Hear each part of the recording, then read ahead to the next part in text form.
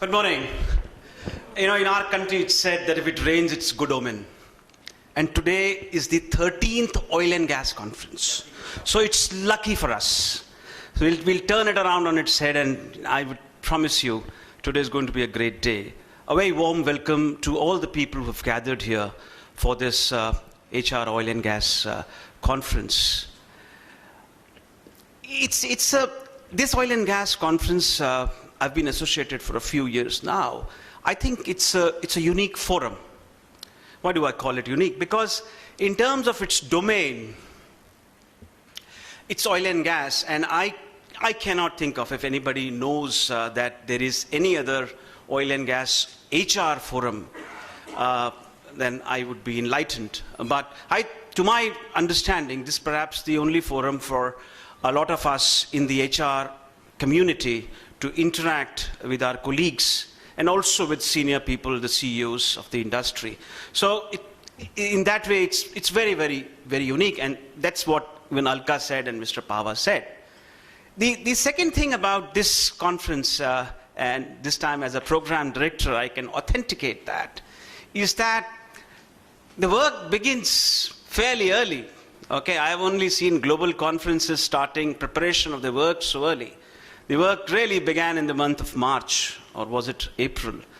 And, the steering committee was formed, and we met at various places. We met at SR, we met at L&T a few times, and over a lot of deliberations, we came to the theme, we came to the speakers, we came to the content. The point I want to make is that a lot of effort by the team, by the institute, has gone into making what is being presented. Today is a culmination of the effort over the last 6 months of this dedicated team.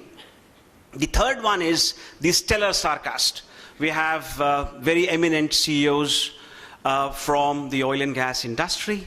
We have the stars of the oil and gas, the HR directors, HR heads of the oil and gas sector, the who's who in the oil and gas sector present here.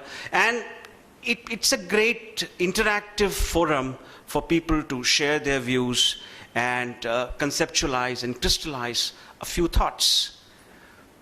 Before I conclude, I just want to mention that we deliberated on a lot of themes this time. And we discussed, as Alka said, attrition. We discussed the scarcity of talent.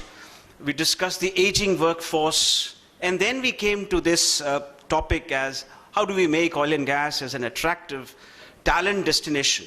Now, I was doing a research with some of my team members a few weeks back, a few days back, and I found out, and we dug into our literature, and we did a study, and we found that in the early 90s, if you look at the best companies to work for, there were 5 to 6 oil and gas companies, right?